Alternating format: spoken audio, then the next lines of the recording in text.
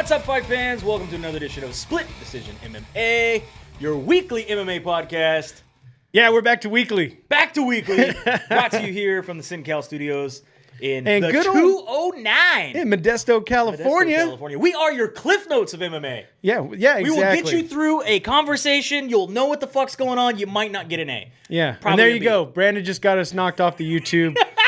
In the first 30 seconds. First 30 seconds, we were knocked YouTube's off. Nope. No. Can't have it. You're out of Can't have rotation. it. We cover everything that is mixed martial arts. We will cover the news. We will cover reviews. We'll do previewing fights. We're going to recap some fights. Lots of rumors. Lots of stuff to talk We're about. dabbling in rumors. I like the dabble. Dabble. I like the dabbling. Not dongling. We're dabbling. It's over the top, not under the bottom. Whatever I'm paid to do, I don't care. You know what I mean? $20 is 20 bucks. man. So let's start off with the big news this week. Conor McGregor keeping his name alive by retiring. Conor McGregor put up this on Twitter. Hey guys, quick announcement. I've decided to retire from the sport formerly known as mixed martial art, which is weird because did it ever change? Well, I just thought that maybe UFC changed its name to a sign. Yeah. I wish all a weird fish hook with a harp in it. my old colleagues well going forward in competition. I will now join my former partners on this venture, already in retirement. Proper pina coladas on me, fellas. I would never add proper 12 whiskey to a pina colada because it would taste awful. I'm just saying, why ruin a good pina colada? I was like, why ruin pineapple juice? Yeah, coconut. Yeah, nope. Of course, Twitter was a buzz when this happened. In my opinion, I think it's a horrible whiskey. It's I wouldn't say subpar. It's not below. Yeah, it's kind of subpar. Yeah. To the whiskeys that I enjoy, to me, it's a subpar whiskey. See, that's what I'm saying. However, it is a good middle of the road whiskey, right, that you can buy for like $20. In the last, I'm going by what I've been introduced in the last 4 years from being around you, Bueller, Walkie. Yeah. You guys have really expanded my palate. Dan. I mean, when we're sitting here drinking $6,500 bottles of whiskey, and then you got some guy, and you got some guy telling you his 1999 bottle is the top of the line, and I'm not saying that cost makes it taste better or anything, but just some of that stuff tastes like butter, and his stuff tastes like butt. No ER on it. A lot of people went on Twitter to express, I don't know exactly what they're expressing. We have somebody, Will Harris said, so when's the fight announcement? Nobody believes Conor McGregor is actually retiring. Nobody. Because really, why would he? Why would he? Yeah, unless something legally was happening. I mean, you got Cowboy saying it's definitely a reason. He's just trying to keep his name out there because he doesn't have anything going on. There was rumors that there's trying to make a fight in July. I mean, Conor McGregor himself went on Jimmy Fallon and said, my next fight will probably be July. I don't have to fight because I got all this money, but it'll probably happen in July. And there's rumors that it wasn't going his way. He straight up asked Dana White and the UFC for shares in the company. And he said that's never going to happen. If he's going to take a co-main or a below, he has to have shares in the company. Dana White shut him down directly and was like, "Yeah, that's never going to happen. You're never going to make that happen. I'm telling you right now, it's never going to happen. You're not going to have shares unless you wait a minute. Unless you buy shares like other people. It's not going to happen." Yeah. So there was rumors that because of all this, Conor McGregor was like, "Well, I got to drum up some more interest in my name, so they'll give me what I want. So if I retire, everyone's going to be talking about it." And yeah, people are talking about it, but they're talking about that they don't believe it's happening. They're talking about that he's trying to do it for attention. And then, like you were saying, there's also, within the same day, we had an article come out from the New York Times. New York Times. And I'm just going to tell you, I stopped short of saying that New York Times is a credible source.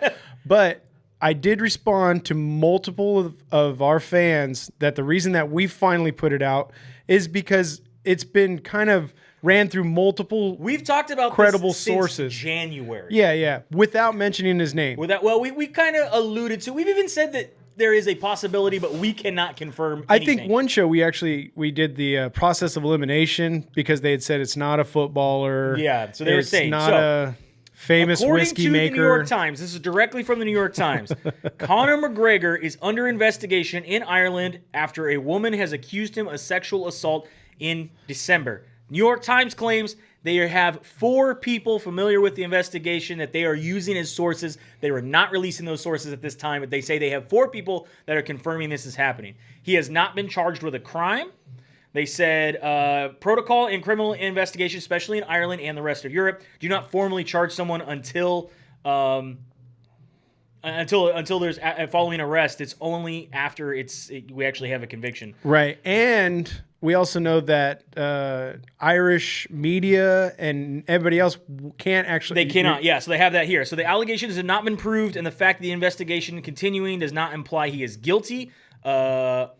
Conor McGregor's lawyer has not responded to any messages for comments. However, a spokeswoman has said that his retirement is unrelated to this investigation.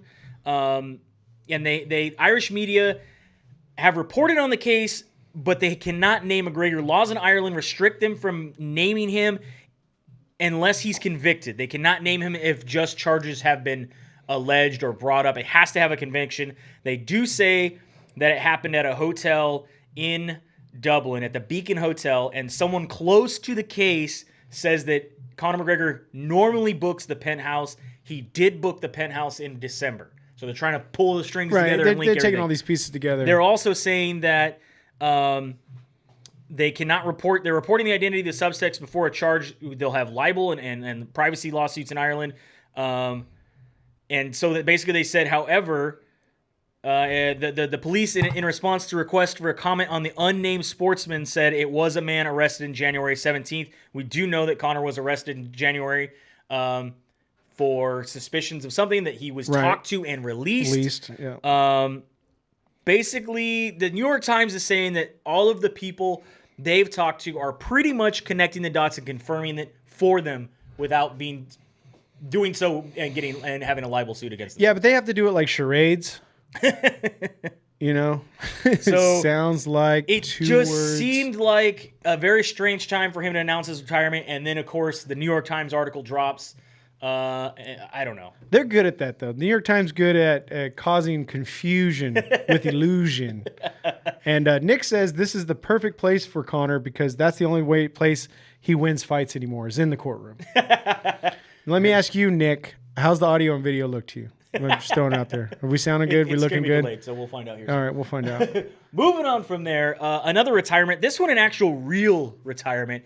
Gerald Harris, who fought just recently at Bellator. We'll get to the recap of that whole card later here in the show. But he did lose his fight. He has announced his retirement. He went right on Twitter and said, I was very close to winning, but I came up short to a really game opponent. Thanks for all the support, everyone. This was the last fight of my contract. I have no regrets or shame in my career. Immediately, no regrets? No regrets. Not even one? No regrets. Immediately, someone asked, please tell me you're not taking the gloves off. And he says, yes, that was my last one. Plus, I turned 40 in November. Further on, I mean, good for Gerald Harris. And like I was telling Brandon earlier, 40 is a real number. It comes at you. I'm a little past it, but it's catching me. Gerald Harris, by the way, will retire with a, let's see. What else is new? Dodge is always peaking. It's because he starts yelling and screaming. 25-8 total record. He has lost his last 4, one with a draw in there somewhere. So Gerald Harris, again, retiring from MMA. Another retirement kind of sort of announced. Hard to figure out what was announced because this was all in Japanese. Teruto Ishihara put up this picture on his Facebook where he's walking away. He's got his bag packed, got his nice little weed socks. Known for training at Team Alpha Male when he's here in the States. Yep. Known for rounding up the hoes. Rounding up, he calls his bitches. He's 10-7 into his total MMA career. He has lost his last 3, however, in the UFC.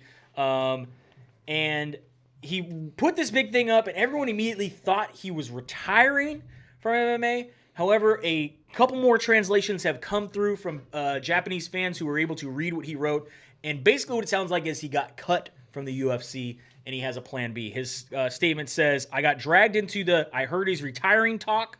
Thanks, everyone, for your concern. Through challenging myself in the UFC, I have felt the beauty in discovering myself. The world that I've envisioned is absolutely there. If you can't do it and you won't do it, you should quit now. I will try to chase it in all earnestness. Please stick with me through Plan B. So it sounds like he obviously knows he can do well in the UFC. He's just had a hard time. He has figured out what he needs to do. He has been cut by the UFC. However, Plan B's coming along. There are rumors that he's already in talks with one championship. He needs to get in a solid camp. And I know he's over there with Alpha Male, but we all know that Alpha... Which is just Team Alpha now, by the way. Yeah, Pixels told me that earlier this week. They're just Team Alpha because they have female fighters now on the roster. Yeah, he basically told me that they had de-scrotumed. And now it's just... not his words, mine. I don't want anybody to come after Pixels. But... it's all on you, Nick. Just throwing you under the bus. Yeah. There you go. I'm not a bus chucker. I'm a bus driver. Also, we have Ronaldo Jacare Souza talking about retirement. And the reason he does have a fight coming up with Yoel Romero, a rematch. He recently went on the Ariel Helwani show and said that if he does not get a title shot after a win over Romero, he will retire. He said he doesn't understand why Ariel Adesanya Stylebender got his title shot. He's a little too new into the sport. He says that the UFC does not give me a chance. I'm just going to open a jiu-jitsu school. I have no problem with retiring. My body is good. My hormones are great. Everything is good. I don't have a problem with this. But if I win this, I will retire. Ariel pressed further and said, are you going to retire if they pass you over? And he says, yes, 100%. For me, it's normal. It's business. If they don't like me, that's fine. If they don't like me or don't want to give me a chance, I'm here to be a champ. I'm working to be a champ. If they don't give me a title shot or put other people to cut in line, I might as well just retire. No, and that's the best thing. And I've said it multiple times that when you're at the level of these guys, when you decide that it's time to walk away, even if it's early to some people, you know you have an avenue. People have watched you. They've watched your ability. They know that you can put things together to get to the top. And he's a top fighter. Oh, top fighter for sure. I mean, you look at his record right now, his last win over Chris Weidman, knockout. He did lose a split decision, very close split decision to Kevin Gastelum. But before that, a win over Derek Brunson, wins over Tim Boetsch, Vitor Belfort. I mean, he has big wins for sure. Big wins. He's still at the top of the division. I would definitely think that a title shot would be warranted after a win over Romero. But like I was saying off camera, it never makes sense. Yeah. A lot of this stuff lately doesn't make sense. It's money. Yeah. We all know that. It's money. Not necessarily a retirement, but possibly a job change. I mean, just temporarily. Cain Velasquez will be wrestling, professional wrestling in the Luchador organization. But he is still under UFC contract. He still is under UFC contract. And he's still in the testing pool. Yes. And Conor McGregor is still in the testing pool too. So is Uriah Faber. Really? He never left. No. Didn't we do a thing on that where he said that if someone doesn't make weight or there's he's always ready. He's always ready. He flat out said he just had a kid. He's got the itch to come back. And he said, I'd never left the testing pool so that when I leave the testing pool, it's for sure. But I've never left the testing pool, even though I'm retired. Yeah, sorry to pull away from the Velasquez. Yeah, Velasquez is going to be in AAA wrestling. This is a big, huge, the number one luchador wrestling in Mexico. He's going to be making his pro wrestling debut at Triple Mania. Triple Mania, I think like 28 or something like that. It's been going on since like the 90s. So anyway, yeah, he's going to be making his debut at Triple Mania in Mexico City. I had a joke for that, but I'm trying to knock down on our dick and fart jokes, you know. So yeah, you get a chance to check out. I don't know. I guess I don't know if it's Kafabe. Kafabe is the real and fake line in professional wrestling, where you're supposed to keep Kafabe. You're supposed to keep the fake storyline going. You don't want to actually break Kafabe. You don't want to tell the real truths. There are people that blur those lines and kind of have things. Right. However, allegedly, several weeks ago, he made remarks about Lucha Libre not being real. Two of the biggest stars of AAA came out, La Parca and Psycho Clown, issued challenges saying that they need to make sure that he understands that he's insulting luchador wrestlers. You know what I mean? But you can't say those types of things. So they offered a challenge to him to come show how real it is. You know, these type of things have happened before. I will say that they are, as far as what they do, they are way more athletic. Recently, the WWE has really stepped up what they do as far as slam, just the physicalness of it all. I mean, you go through the 90s, man. It was crazy back then. Now they've kind of toned it down. I think they're bringing it back a little bit. But the way that the Lucha Libres, these guys do, I mean, like, it's pretty physical, like borderline insanity. And a lot of it, too, is because of the people that they're playing to, you know? Like they're even saying it's almost gotta be real. Yeah. That's where the WWE people are just like, we know what's going on. You know. I think, like I said, I'm interested to see this bout. It should be fun. I'd like to see, and he's talked about it before. Obviously, we've seen Cain Velasquez at a WWE event as a fan. Him and Daniel Cormier, remember, they were having a good time. Yeah. When Ronda made her big debut and things like that. So it's something he's talked about in the past before. He's been a longtime fan of luchador wrestling and professional wrestling. Something he would like to do in the future of his career. I mean, hopefully it would save him on injuries. Maybe. I mean, I don't know. It's a little more. I think he's going to look almost like Ronda did at first, a little stiff. Because as of late, I've actually sat down and watched some Ronda stuff. Oh, yeah. She's getting into it. Yeah, she's getting better. Yeah. She's getting better, for sure. Another little mini career change, but not changing careers. Paige Vanzant has become the He just did this story so he could put that picture up again. Lead color commentator for M1 Global USA, which does air on Fight Pass. So she will be the color commentator alongside Sean Wheelcock.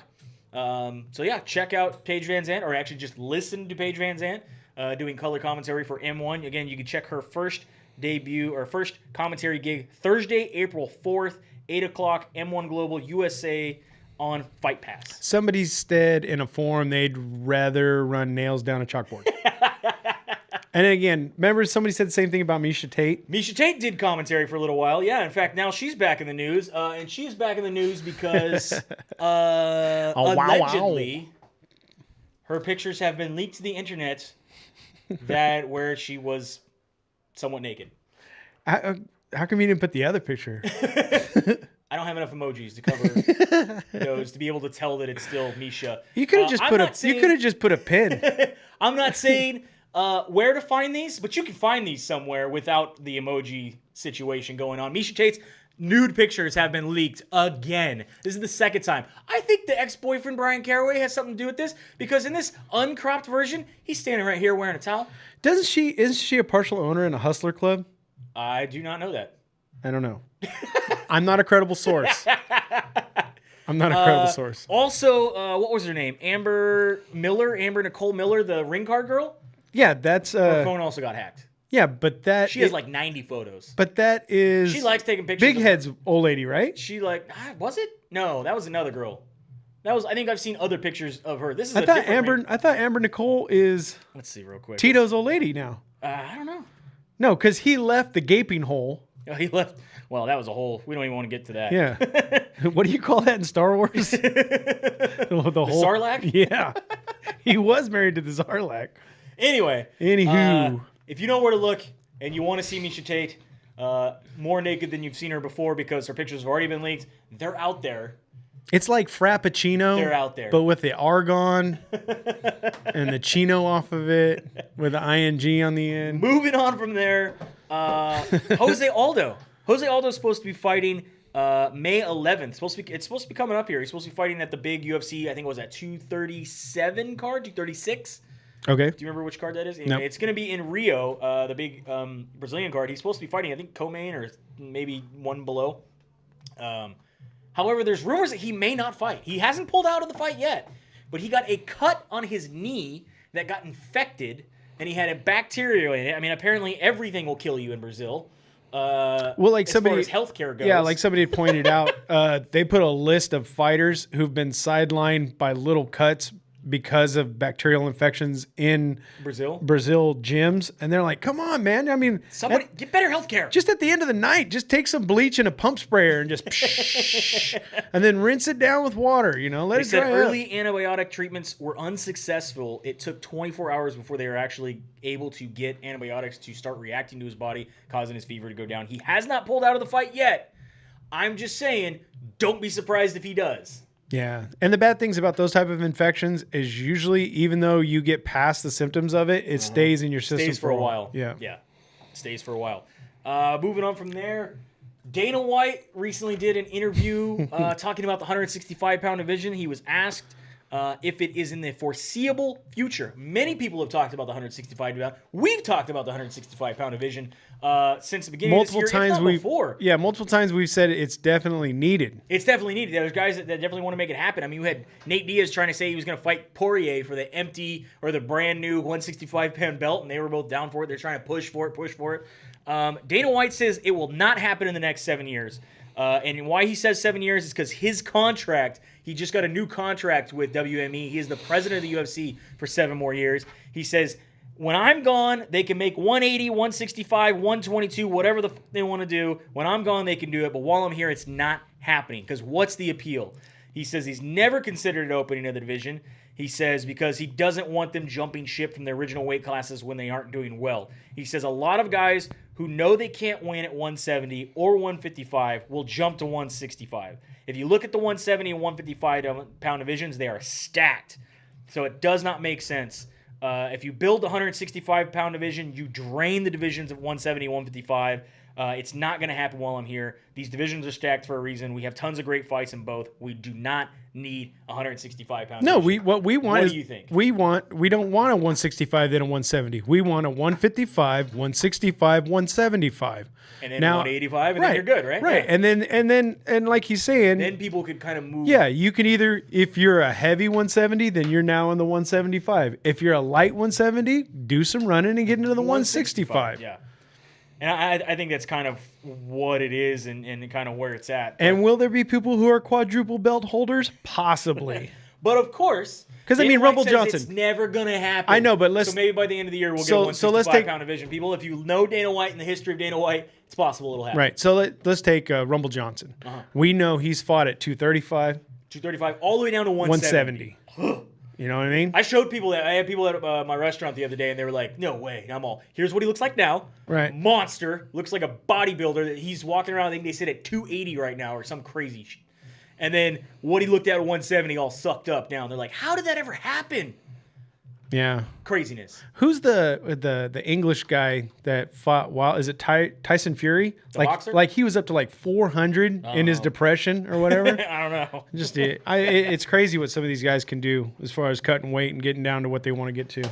Another story going here. We have Pedro Munoz, who recently knocked out Cody Garbrandt. How does the NSAC not vote for Pedro? They voted no on Pedro. They voted no on Pedro. They, in fact, voted unanimously to extend a temporary suspension to his for him. He is no longer allowed to fight in Nevada State right now until he goes before a hearing for a disciplinary complaint because of his post-fight celebration after he knocked out Cody Garbrandt. He ran and jumped over the cage to celebrate. They've put in a big, huge thing that have rules explicitly forbidding anybody from leaving the combat area after a fight, especially after the Khabib Nurmagomedov Conor McGregor thing. Way to show balls now. Way to go after somebody now that's not Conor McGregor. You pussy ass bitches. Way to go. You guys showed everybody. You guys did nothing to Conor McGregor, but now you're going to do it to Paige. Hey, big clap to you guys. You feel good? Hey, Conor McGregor's suspended right now. You So is Khabib. They got suspended. How many times did it? Khabib did it once. Yeah, I know. Once. He never attacked a bus. Or a referee in another promotion. Yeah. Or sucker punched somebody else's teammate on the fence. Or ran out and screamed in Jose Aldo's face. Come on. Or smashed somebody's cell phone. Hey, that's outside the octagon. They can't. The Nevada State Athletic Division can't do anything about that. Or allegedly knocked up somebody else that you're going to have DNA testing for. Yeah, I think this is pretty crazy. I mean, I'm not saying Pedro couldn't meet these things. I understand they have rules now. They have rules. And they have to follow these rules. I understand they shouldn't be jumping out of the cage after a win or whatever, but I think this is getting to be a little ridiculous. Just find the kid and let him go. Yeah, I mean, what's next? Now they're going to say somebody who does the backflip. Are we going to who was it that who did the worm? Are we now he dislocated his shoulder and we're going to find him? And we're going to find him. Excessive celebration. We're the NFL. How many times did he worm? Excessive celebration. He was doing too much of this. I don't like the flips he did. I'm offended. I would like to see a little more like this instead of this. Yeah. And hey, with the new rules, we can review it. Yeah, we can review it. We can review it. right? In the UFC, there's certain calls we can review. Yep, there are certain calls we can review. In New York, I don't know about some of the other states. I think maybe Nevada. I have to take a look at that. Maybe Eric, if you're actually paying attention, which probably not live, but sometime later. Pixels, do you know? You could throw down a little comment to me, or you could text me later and be like, "You guys are idiots. You were wrong here." Right. Anyway, let me know who has instant replay in MMA right now. What states allow it and what states don't. Moving on from there, Henry Cejudo is going to be given an opportunity. I thought it's Cajudo. Given an opportunity to be a 2-belt weight champion. Will they make him vacate the other belt as soon as he wins this belt and then get rid of that division? Hasn't been talked about yet. All we know we've been talking about it. Because TJ Dillashaw had an adverse finding in his testing that we talked about last week and vacated voluntarily his belt at 135. They are now giving Cejudo the opportunity to move up, which I think was the plan anyway, to get a chance to be the 135-pound champion. He will be facing Marlon Moraes. Marlon Moraes is number one contender in 135, so I like it for Marlon Moraes. I definitely like it. He's the true 135er. True 135er. And you that's also the have way... Rafael Sensao, you have Aljamain Sterling, Pedro Munoz, who can't fire, I know, Dominic Cruz, Cody Garbrandt, Jenny Rivera, all in the top of that division right now. However, the guy that they're giving it to, Marlon Moraes, who I think should be getting it for sure. Henry Cejudo moving up from flyweight to bantamweight to 135 to go for the now vacated belt. Do you like this fight? I like this fight, and I have a small explanation to kind of qualm people who are upset about this. People are upset that Cejudo is jumping over other bantamweights. But other than that list that we saw, Moraes is the only guy I see that deserves it. But I'm gonna tell you why it's almost okay, because Cejudo had to possibly give his belt to a 135er if he lost. Yep. So if that 135er was still here and he hadn't been suspended, he was going to get a shot at the 135 belt with that guy. Yep. As a fair trade. For sure. So what better, since that guy's gone, to just put the number one guy in? Yeah, and really, Cejudo has taken the same chance that Moraes has taken. For sure. Right? So all these other guys who are upset. But this is also, I mean, if you look at the last three guys that Moraes fought, Sterling, Rivera, and Sansao, that he finished in the first round. Right. Those are the three guys that are below him. Why would they deserve to get a title shot if they just lost to the number one guy? I'm okay with this. Yeah, I totally agree with you. Right. 100%. Cejudo, Moraes makes sense for 135. What happens to 145? Yeah, because you can't look at it. If Cejudo stays around, obviously he doesn't want it to go away. He wants to be a guy that'll go back and forth. But I'm pretty sure that if Cejudo wins the 135, he don't vacate. Deactivate it. They just turn off. Well, they can't. It's just a division that doesn't. It's not a division anymore. That's what I said. Did they power down the gym on his other belt? The little red dot goes, turns off. No, it actually flies to a gymnasium somewhere and just hangs itself. Hangs itself on the wall. It returns home. More fights announced this week. We have Tyrone Woodley versus Robbie Lawler 2 happening on UFC ESPN 4, which is going down in Minnesota, June 29th, day before my birthday. Thank you. I made this happen. Yeah. This is a fight I've looked forward to for a long time. I've wanted this rematch since it happened. I know out of all of us, Bueller was the only one that took Woodley in the first bout. Right. He was the only one who picked Woodley, and he said knockout. And I was like, there's no way he's going to knock out. And it happened. And it happened. Yeah. And I thought... Because he did exactly what he said. He stared right down the barrel. Stared right down the barrel. And he'll take hits. And I was like, man, I thought he could take it. He got dropped. He got stopped. I thought it was a little early at the time, or at least give him a shot, but it is what it is. It was done. We moved on. I was hoping for a rematch at some point. I'm glad this fight happens. Let's see how Woodley bounces back from his loss. I don't think he's going to bounce back very well. And let's see how well Lawler does in this rematch. I'm hoping. I'm going Lawler. Yeah, because it's way ahead of time, but I'm going Lawler. I like Lawler. I didn't like when he yelled at some kid when I was at a fight. I was at UFC 65. George St. Pierre took Matt Hughes' title. That was up in Sacramento. I was there live. I remember that was the first fight that I went to live, paid for. We got like floor tickets and stuff. GSP wins the belt from Matt Hughes. Robbie Lawler was in Matt Hughes' corner. These Canadians are doing a big old flag, GSP on it. as Hughes walks by, a little disrespectful. Robbie Lawler jumped up and got him in their face. And I was like, whoa, Robbie Lawler's being a dick. I mean, I understand that they're being a dick too, but they're fans and you're a fighter, dude. Yeah, but remember what I said when I saw Matt Hughes? Yeah. He's not as big as I thought he was. Yeah, you go tell him. Go tell him that. Yeah, I was like, no, I'm good. I might tell him now. No, I fucking would not tell him now. I definitely would not tell him now. Yeah. Yeah. Anyway. Hey, because there is no more banner. Only Hulk. I am rooting for Robbie Lawler in this rematch. Also announced UFC 239 double championship defenses here. We have John Jones will make his title defense against Thiago Santos. This is going down July 6th. This is the big International Fight Week card. Also, Holly Holm getting a shot at Amanda Nunes for the 135-pound belt. So obviously, we talked about this before. She's coming off of what, 7 losses? Yeah, 7 losses in a row, right? That's what you were talking about. Holly Holm only coming off of no losses. She's coming off of a win. Dodge proved me wrong, as usual. We had a little thing here. I said you cannot give someone 3 in a row and get a title shot. You can 2 in a row because Holly Holm did that. Holly Holm had 2 in a row when she was given the featherweight Everybody chance. played at home. Does the UFC even go by any rules anymore? Losses. I say you can't give somebody a title shot with 3 losses in a row. You have to have at least 1 win before giving a title shot, which I was even proved wrong because she had 2 you in a can row. be gone 690 days and be given a title shot. and given a title shot against Bisping. Yeah, we got all kinds of weird rules. Not that he had any losses. No, he vacated his belt, sir. Okay. But yes, this will be going down July 6th. Obviously, we got Jones versus Santos, Holly Holm versus Amanda Nunes. Amanda Nunes just holding on to that 145-pound belt. I think that division's gone for women. I really do. I don't think there's anybody else that's going to happen, so she will be defending her bantamweight title. Also a title fight announced. This is in Bellator. Julia Budd will defend her belt for the 3rd time, this time going up against... I just had the name too. Excuse me, Olga Rubin, who is 6-0. This is going down Bellator 218 July 12th out of Oklahoma.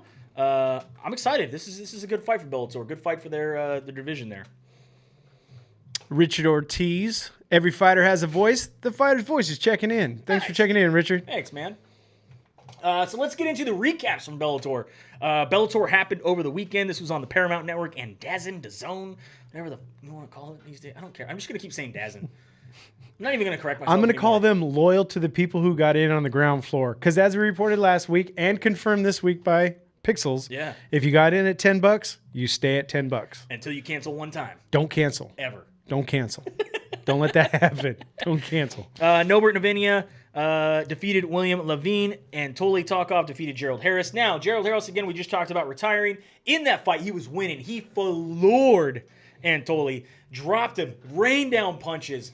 Antoli pushed through, got up, got knocked down, pushed through, got up, got knocked down, ends up getting a guillotine choke over Gerald Harris in round 2, 37 seconds. Man, what a fight. Valentin Moldavsky gets the win over Linton Vassell, and Emmanuel Sanchez wins over Georgi Karakakasyan. And both the heavyweight and the featherweight fight, the last 2 fights, they could have gone either way. I don't know, man. They were unanimous for a reason. I don't. You don't believe it. No, I don't believe it. I don't.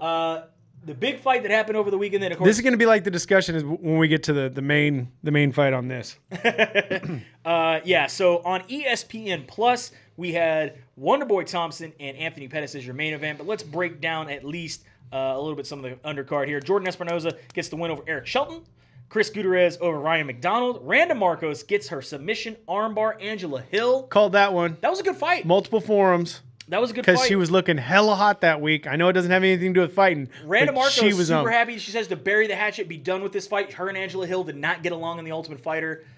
She feels validated, vindicated, however you want to say you got her thing. Jennifer happy Maia, as hell is what she is. Jennifer Maia gets the win over Alexis Davis. Where does Alexis Davis go from here? I don't know. I'm thinking the same thing with Angela Hill, but... Angela Hill did well back at Invicta. Maybe she'll go back to Invicta. Yeah. Marlon Vera over Frankie Sanchez. TKO round 1. I love Marlon Vera. Bryce Mitchell over Bobby Moffett. And then on your main card, still on ESPN Plus, we have Macy Barber over JJ. Still can't click on her? She's got an official fight now. She's got a win, too. And she got a good one. Luis Pena over Steven Peterson. Husamir Formiga over Delvison and Figueiredo. Husamir Formiga also calls out Henry Cejudo to defend his 125-pound belt. John Makdessi over Jesus Pinedo. My thing to John is, why couldn't you get the finish, dude? You need to be a little more aggressive and go for that finish.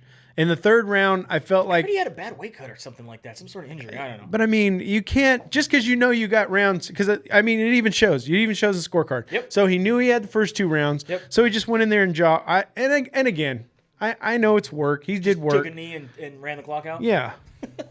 Taking my ball and going home. Curtis Blades sets a heavyweight record for takedowns over Justin Willis. What you talking about, Willis? What you talking about? Curtis Blades gets the win. And then your main event, Anthony Showtime Pettis knocks out Stephen Wonderboy Thompson, 455 round 2. Now, in the discussion, do you think Stephen Wonderboy Thompson was winning the fight? I cannot say 100%. I'm not like most people who are saying that for sure. Thompson was pushing the pace. We both agreed. You can't say he dominated. Dominate's such a big word. I do think he was dictating the fight. I think if you were like at 450, you were to pull the horn and you go to scorecards, I would give it the whole fight to Wonderboy. I mean, he would have won the fight, unanimous decision. But I don't know about how. I don't want to say dominate. He didn't dominate the fight. He was doing well. Obviously, he was winning. Right. He was winning, in my opinion. But it was pretty close. Anthony Pettis was hanging in there and obviously showed off the Superman, man, which Anthony Pettis is known to do. He's known to use the cage in unconventional ways. He pushed off the cage, came forward, hit him with that punch, took him down. And we seen it in the first round that he was throwing that occasionally. Yeah, I mean he's done it in multiple fights. Right. So I shouldn't be surprised by seeing that fight. I mean, good for Anthony Pettis. They're saying that title shot is in his future. But we will see. They've said that we've said this a lot about Anthony Pettis. He just doesn't seem to.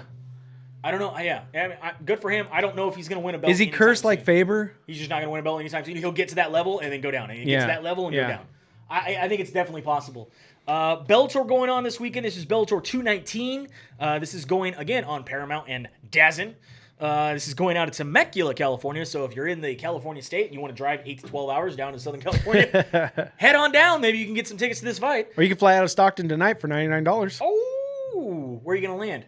Can you land in Temecula? I don't know. Land in San Diego and drive? I think there's a small airport like Palmdale. Anybody in Palmdale? Come back to me. This is going to be your main card. Joe Schilling going against Keith Berry. Andrei Koreskov going up against Michael Jasper. Daniel Strauss against Shane Crutchin. And Sawad Awad going against Brandon Gertz. Check that out on DAZN and Paramount. And then this card I am super excited for. We talk a little bit about one championship fighting, where Miesha Tate works, right. Where Rich Franklin works, where now Sage Northcutt and Eddie Alvarez and Demetrius Johnson have all gone to, where Ben Askren came from. Where everybody whose contract is about to be up in the UFC and Bellator are probably going. This card is huge to me. This is a big, big card. You can get this card on Bleacher Report Live. It'll cost you $9.99 a month, $79.99 for the year. You're also going to get some soccer and some NBA and some other stuff. Get the year. Because I'm going to tell you right now, after 2 or 3 months of these guys putting these kind of cards together, it's going to be $100, $200. You can either watch it live on Bleacher Report Live or you can catch it on like a 12-hour tape delay on TNT. So there still is going to be a public offering? Yes. Okay. Just not live. So this still, this a lot of people were laughing at me when I told them that the UFC is not going to be the head cheese by the end of this year. I saw that it's 12-hour tape delay on TNT. And I don't know if the only thing is I don't think you'll get the undercard. You'll get just the main. Right. So yeah. Anyway, because now that UFC is on ESPN Plus, I have a lot of people telling me that they're just watching it on Sundays now. They watch it whenever? Yeah, they just watch it whenever. They don't even care that they hear who wins or loses. Yeah, they'll just watch it when they want to watch it. They'll just watch it when they want to watch it. Because it's not on their TV anymore. You know what I mean? It's on a streaming service, So in this card, this was going to be called One New Era. This is going to be their biggest event, I think, in their history. Quit changing names, man. I got like 20 different hashtags for one. It's one championship. New Era. But New Era is the name of the event. Okay. It's the name of the event, all right? This is going to be their biggest one, top to bottom, man. This is good. All right, so we have, number one lightweight champion, Edward Froilang will defend his belt in a rematch against Shinya Aoki. Big fight. Co-main event, you got... With little people? Yeah, you got 3 of them. One atomweight champion, Angela Lee, will be moving up in weight to become the first ever one female 2-division world champion. She is going to be taking on Zion Jingnan, who is the strawweight champion. So you got a champ opportunity here for a woman, which is great. The only other person I know that's champ that's a woman is Amanda Nunes. Right. I don't think anybody else has ever done this. I could be wrong. Somebody let me know. I'm sure Invicta might have had a fight that's similar to this, but I'm not sure. Anyway, having one here as well. Then we have 2-division champion Ong Lang Sang will defend his middleweight strap against Ken Hasenagawa, which is going to be a rematch of their year in 2018. So cool for him. And then you got bantamweight champion Kevin Bellion taking on Bibiano Fernandez in the 3-peat. These guys have fought twice before. One of them, obviously, Bibiano won. That was at the time he was the bantamweight champion. He just recently lost a really close split decision to Kevin. So Kevin now putting his belt back on the line. Bibiano trying to come back and become the one bantamweight champion once again. So that's a big fight. Who's going to basically, I think, one of the best bantamweights in the world. I mean, Bibiano Fernandez is amazing. He at one time was going to sign with the UFC, was going to come in, I think, wreck shop. I would love to see him against Cejudo. I would love to see him against Moraes. I would love to see him against anybody in the bantamweight division. But anyway, he's in one right now, and he's doing well. We also have Demetrius Johnson and Eddie Alvarez making their debut for one in the flyweight and the lightweight Grand Prix that are going on. So this is a huge card for one championship. And it's only going to get better. It's only going to get better, yeah. I'm excited to see this whole thing. There's also going to be some Muay Thai on this card and some kickboxing on this card. Make sure you check that out. Bleacher Report live or I think, like I said, a 12-hour tape delay on TNT. If you're going to watch it live, it's at like 3 in the morning our time, 5 in the morning East Coast. I think this card right here has more fights I'd like to see than this card right here. I know a lot of people don't follow one, and some of these names you might not recognize. You need to start watching it. You got some good stuff, man. This is like Dream and Pride back in the day. This is some good stuff. Yeah. Another organization we haven't talked about, but Brave. They're doing some big things. They're putting on some big fights as well, and I think they got a lot of up and comers that will be some world beaters eventually. Yeah. Moving on from there. Because as it stands right now, you got UFC, and I'm going to go in order that I think they are. You got UFC, you got Bellator. Yeah. PFL and ONE FC. I don't know. Who do you put? Who do you think has? Because PFL has it's a limited number of fighters at this point. UFC, and then right down the middle, you got Bellator and ONE, and then I would go PFL. All right, and we still have King of and then you got after that. After that, yeah, King of the Cage. They're still out there doing what they do. Yeah, they're still Titan, yeah, Titan still. I mean, there's still a lot of organizations, LFA, all these different types of things. UFC on ESPN 2, not ESPN 2 the channel. ESPN 2, as in this is their second fight on regular ESPN. Yeah. Okay, this is ESPN. Barbosa versus Gaethje will be going down on the 30th. You can check out the prelims, of course, on ESPN Plus. Alex Perez against Mark De La Rosa. Marina Moraes against Sabina Mazo.